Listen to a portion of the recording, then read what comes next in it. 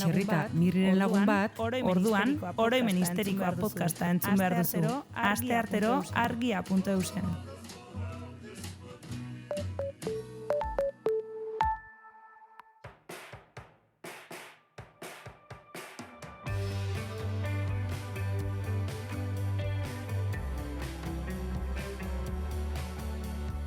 Menda bikoitza, Garbiñelarrearen podcasta.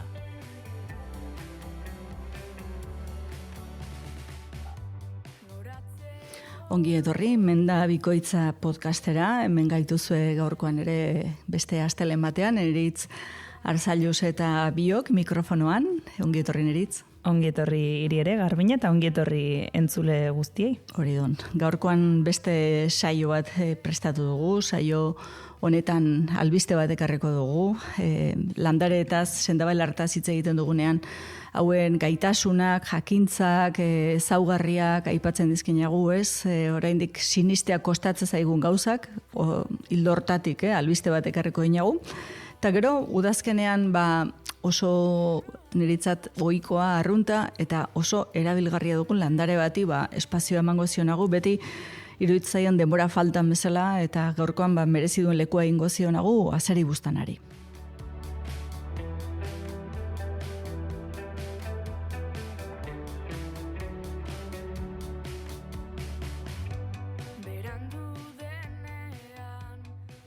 Hemen gatoz, beste aste batez, bi astelenean behin, Menda bikoitza saioan, esan duen, Garbiñelarrea eta Eritz Arzailuz, eta bueno, esan duen, gai bitxia, kuriosoak, kartzen dizkinagu podcasta hasteko, nik esan behar dinat, gai hau bereziki gustatu zaidala, eta eman didala zer pentsatua, landarek oihu egiten diten.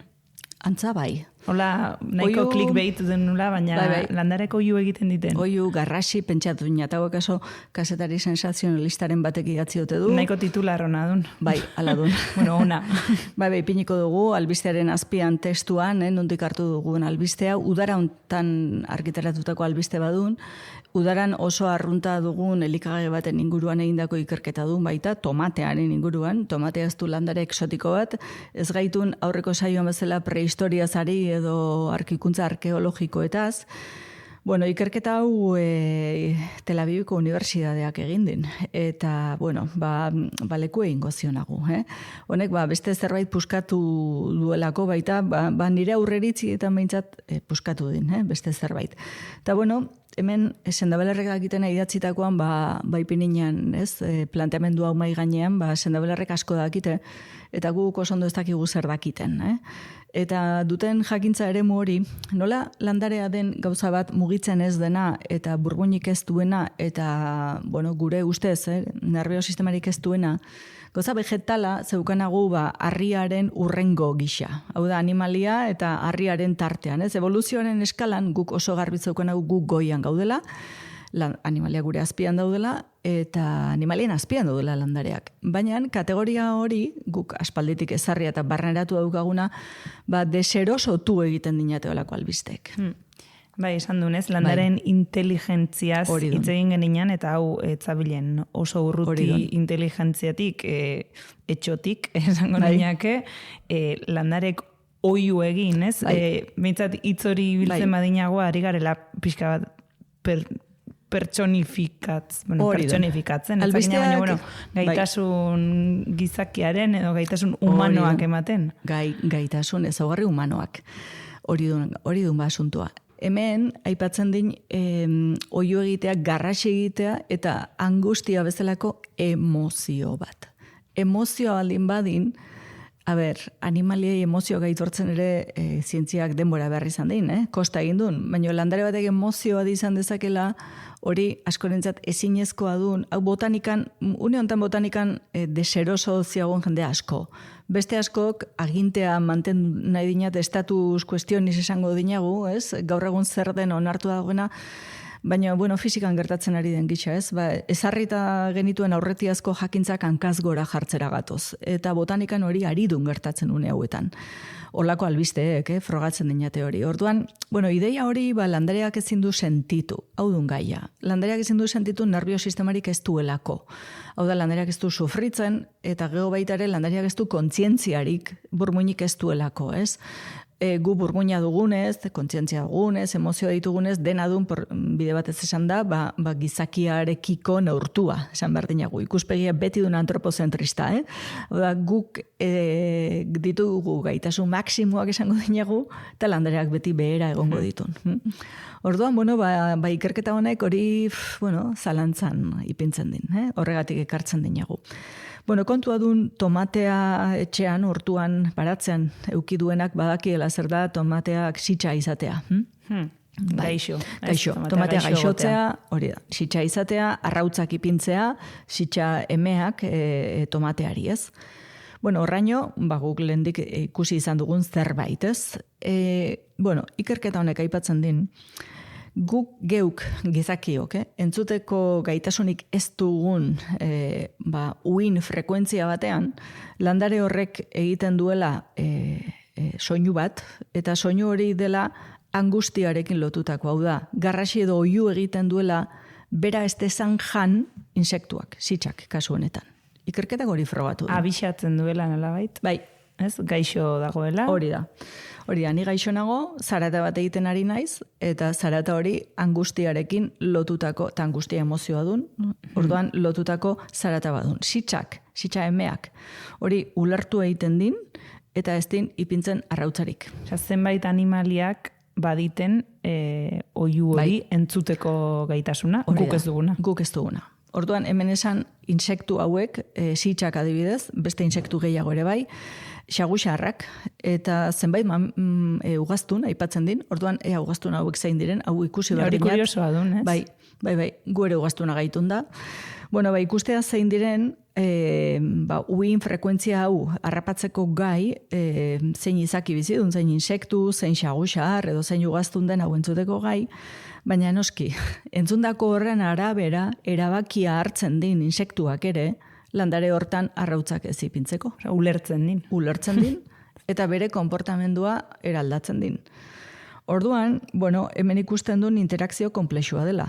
Eta ikerketaren lehenengo pausua duen. Orain beste puntu batian zeagon ikerketa hau.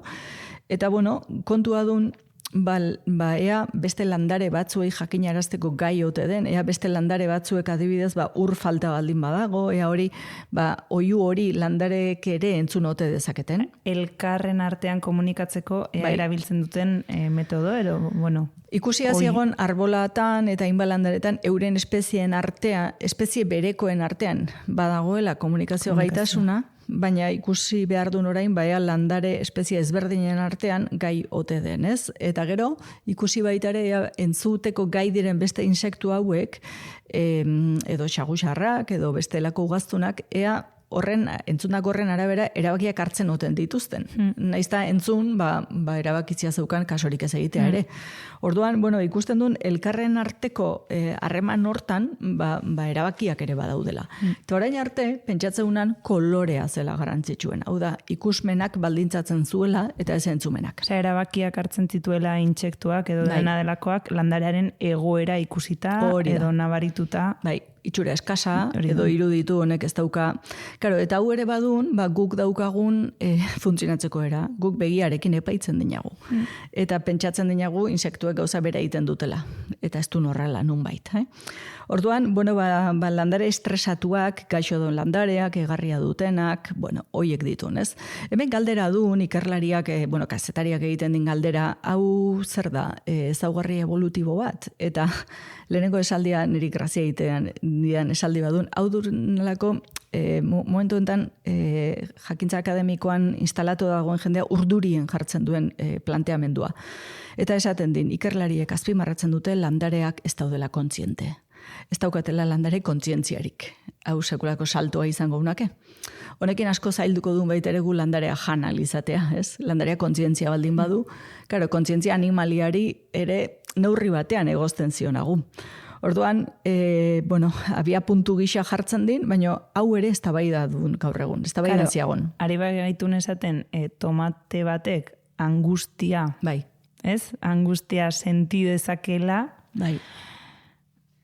Bueno, hori dun. Eta hemen askotan, oinarritzen ditu hainbat elikadura joera, ez nik mina sentitu dezakeen animalia bat ez dut jaten, baina tomateak ere mina sentitu dezake dirudien, ez?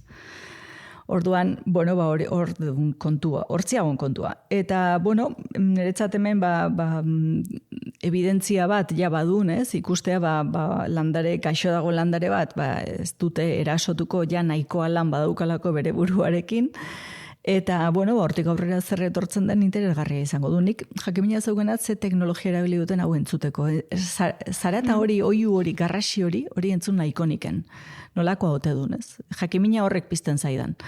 Zeinat irudikatzen, gu garrasi entzutean izaki ezberdinean garrasiak etortzen zaizkigun. Karo, guk ere garrasiaren, memoria bat zeukanago. Hori dun, irudi esan behar nina, baina, oroitzapen, edo zea konkretu bat, baina Euskalo zer dan garrasi hori. Nolakoa den, ez? Eta Euskalo zertaraino den beldurgarria. Orduan, hortxe utziko dinagu. Oraindik hortuan baratzean tomateak dituenak, mesedez jarrai dezala lasai jaten, Hori dun, eta zerbait entzuten badu, lasai tomatea data. Bai, tomatea da, baina guri idatzi baita, gu pres gaudelako, hori hemen izango du norbait akaso teknologia berezin baduena, saiak ere egin nahi duena, nik horruzten dinat galdera.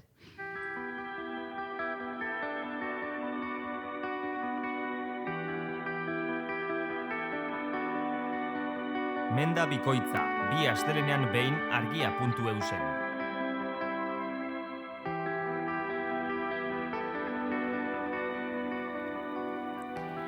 Eta tomateen eta landaren oiuen gaia pixkat albora utzita, aste honetan sendabelar konkretu bati buruz hitz egingo dinagu, eta kasu honetan azeri buztana dun. Nik esan behar dinat izena nahiko bisualki ere etortzen zain. Hori izan behar nian, nahiko ondo jarria dela, hemen ekarri duen bat erakusteko, eta itxuraz azeri buztan bat delako, berdea izatea. Bai, berdea izatea. Hau ere prehistoriara garamatzan landare badun, esaten duen prehistorian, fosiletan aurkitu delako, duela 2 milioi urte hau bazela gure planetan, ez? Eta, nik hitz egin nahi dinat honi buruz. Baritate medizinala hitz egingo dinat, ekisetum arbense baritateaz badirelako beste 2 ere, aurkitu ditzakeguna gure artean, baina, honetara mugatuko naun, Estainu belarra deitzen zaio baita ere, honi, azeri isatsa eta luki buztana, mendebaldean. Orduan, Bizkaitarrez dun, ez? Bai, mendebaldean, luki belarra, bai? Orduan, estainua aipatzen din, eta, justuan, hitzaldi baten ondoren aipatu zienan, zartaginak, lapikoak, hauen ipurdiak garbitzeko erabiltzen zela, zilarra garbitzeko ere erabiltzen zela, lehortuta, kontua duna mineraletan oso aberatsa den landare badela, eta udazkenean nire ustez oso landare interesgarria eta berreskuratu beharko genuken landare badela. Eta aplikazioa ere gaurko gomendioa honekin berarekin egingo dinago, bai? Landare hau mineraletan oso aberatsa dun, eta ikusten du gure gorputzak behar dituen hainbat mineral neurri oso handian dauzkala, ez? Silizioa aipatzen duen, kaltzioa, potasioa, hau txixa eragile handi bat duen, ez? Potasioa duten landare guztiak ditu. Orduan, ikusten duen manganesoa, zinka, kromoa, flavonoideak, taninoak, gauza asko din, gatz mineralak, zerrenda ez dinat gozoa zehaztuko, izugarri zerrenda luzea delako. Kontua duen, sendabelarra depuratzailea bezain beste dela mineralizatzailea. Orduan, hau erabili izan du neke fisikoari aurre egiteko mineral gabeziak, dakarren neke fisikoari aurre egiteko.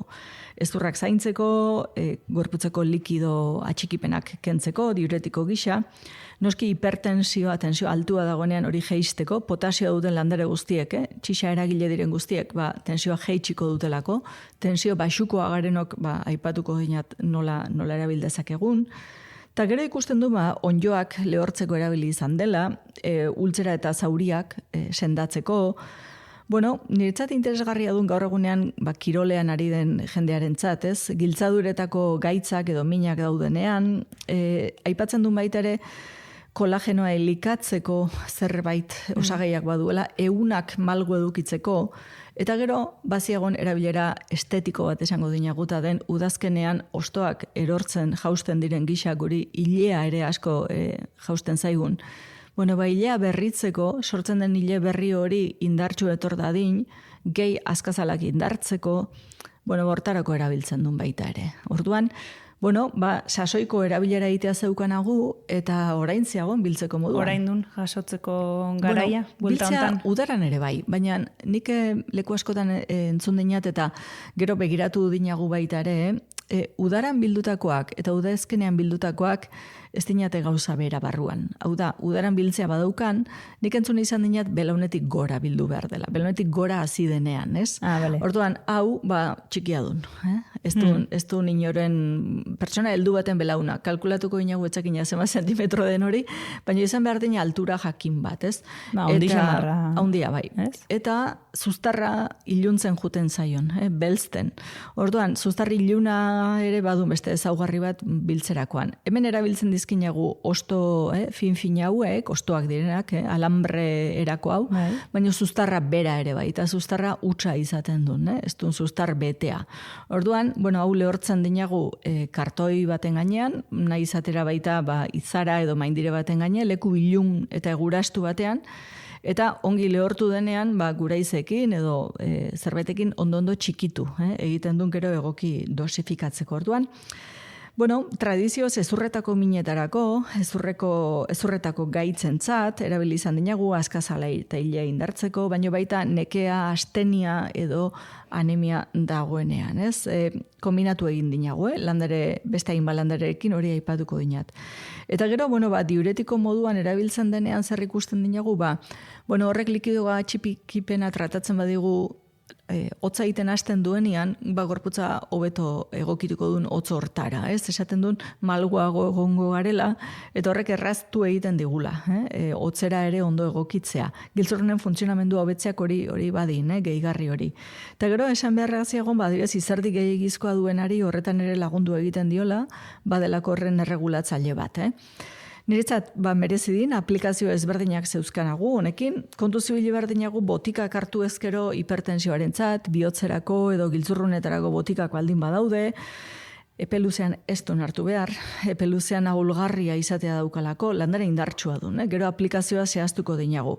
Ez duen inoiz aurdunaldian hartu, edoskitzaroan ez den segurua, ume izazpi urtetik berako ume itzai ematen, eta noski deshidratazio arrisku handia zeukan. Orduan, landarea potentea denean zentzu askotan ez, onura aldetik ere, beste aldeari ere komeniko duen begiratzea ez. Naita, dudigabe, beste aldi. Ez beste landare batzuik kentzeagatik, baina bereziki denean propietate asko eta indartsuak dituena, ez albokalteak ere. Propietate eta erabilgarritasunetzat handikoa dun, baina jakinda.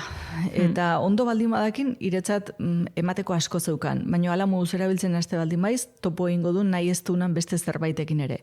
Eta gero, abia puntu gisa, hainbat pertsonak ezingo diten hartu. Eta hori, muga hori errespetatu egin behar duen. Ez ziago modurik. Orduan, edo ez den momentua, edo ez den sendabelarra hainbat pertsonentzat. Esaten ari nindunan, honek badula deshidratazio arriskua. Eta diuretikoak diren landareak hartutakoan, asko kestinate kontzientzia hori, honek gorputzeko zakarra, zikina, txixaren bidez, izertiaren bidez, ere arrotzen, kanporatzen badu, hortarako laguntza behar din. Hau da, urik espaziagon, ez din egingo. Eta deshidratazioa benetan arazoa dun, olakoak hartzen direnean, jendeak ez din urik edan nahi. Kosta egiten duen ura edatea. Orduan nik ziurtatu nahi izaten dinat. Honekin tratamendu egiten denean, mesedez, ura edan. Bestela, ez dagoelako modurik bere funtzioa betetzeko ere. Eta gero esan behar duen, askorentzat, mineraletan oso aberatsak direnekin urdaileko arazoak izaten direla. Mineral horiek trinkoak ditun askotan, xurgapenaren parte bat urdailean hasten duen, eta hainbatek akaso lehenengo egunean ondo, bigarrenen ondo, baino arazoa izango diten, ez? Orduan horri ere erreparatu egin behar zionagu.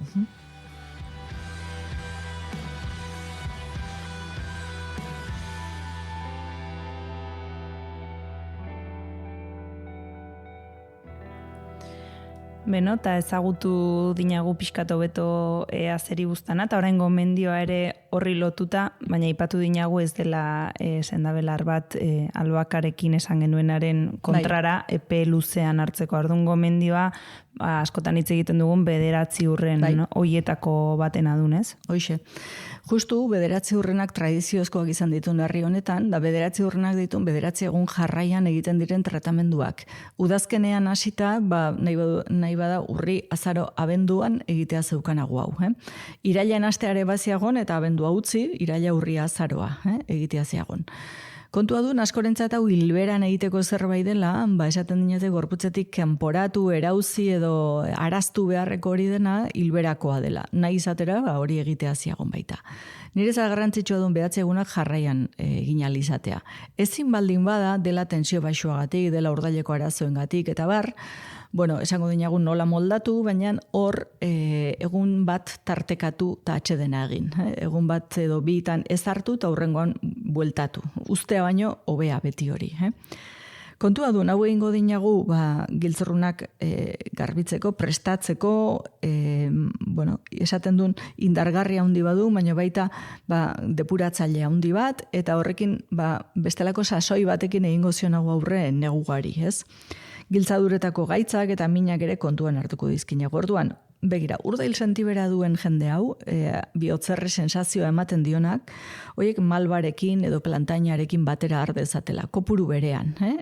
Goizean infusio bakarra zari naun. Infusio bakar hori hartu eta berealago saltzea zeukanagu. Gero, tensio baxukoa garenok ipini makilgoxoa. Ipini regaliza makilgoxoa tensio igotzeko landarea dun, erromeroa ere posible dun, biitako bat, orduan, hoiekin nahaztuta hartu infusioa. Gero, giltzurrunak bereziki garbitu behar baldin baditu norbaitek ipini hartabizarrak. Hartabizarrak saltzen ditu, melardendan ere, eta badun honekin oso ongi ezkontzen den landarea. Udazkenean loratzen eta polit daukagun txilarra badun beste aukera bat. Baita ere, indartu nahi baldin bada, espezifikoki giltzurrunak garbitzari begira. Eta gero, giltzaduratako gaitzak, gezurretako gaitzak baldin badaude anturarekin, eta horrek mina eragiten badu, arpagofito sustraiarekin hartzen duen. Baina arpagofito sustraia badun urdailerako trinkoa, ez? Orduan, horrere, ipini malba edo plantaina, kamamila nahi izatera, alako landareren bat, urdailarentzat hori hobeto joan dadin. Hau edaten dugunean, 250 mililitro infusioz harinaun, beste hainbeste, gutxienez eta nire iritziz bikoitza edan behar duen goiz hortan. Oda, litro erdi edan behar duen goiz hortan, ura. Eta gehiago edatea eskatzen badu gorputzak, edan favorez. Eta jakin, kafea deshidratatzailea dela, diuretikoa delako, tea deshidratatzailea dela, diuretikoa delako, proteinek ur gehiago behar dutela, gatzak ur gehiago behar duela. Gure digestioan ura eskatzen duten elementu asko eta asko ditugula, orduan diuretiko bat hartzen ari bagara, favorez ura. Eta norbaiti buruko mina ematen badio nekea baldin badu, hori ez da honen sintoma, hori da deshidratazio sintoma. Ura eratea komeni zaiola. Ur falta larria. Orduan, larria diot, horren urrengo pausoa delako, bihotz taupada anomaloak, baina deshidratazioaz ari gara. Orduan, favorez, litroko botila nahi izatera hartu, hau edaten ari garen 9 egun hoietan, eta horrela ikusiko da. Eta gero, txixaren koloreaz ere hitzein genezake, horri ere begiratzen zaiolako. Hartzen ari aizen garai horretan nola aldatzen den? Nola aldatzen den, usaina, askotan aparra, egun batetik bestera aldatzen duen, ez duen zertan txixa argi-argia egin, batzutan argi-argia bazirudin, ez naizela garbitzen ari, honek ez zer egiten, baina guk ez dakien hau argi-argia den horretan zer doan. Orduan, begia askotan engaino osoa duen, baina egia duen begiratu behar diogula baita ere, hor aldaketak izango direlako. Beno, informazio asko mandun, Sendabela asko aipatu ditun, esango dinagu beti bezala, argia.eusen jartzen dugunean, testua horregongo dela, etzaionari argi geldituta apunteak hartzeko astirik izan ez duenak horri izango dituela, eta gaurkoa hementxe utziko dinagu, esan duguna argia.eus eta bizibaratzea.eus atarietan entzungai mendabikoitza saioa, eta nahi duenak idatzi diezagula mendabikoitza abilduargia.eus elbidera. Eta gu Hementxe hurrengoan. Hurrengoan hemendi bi astera. Ondo izan. Argiaren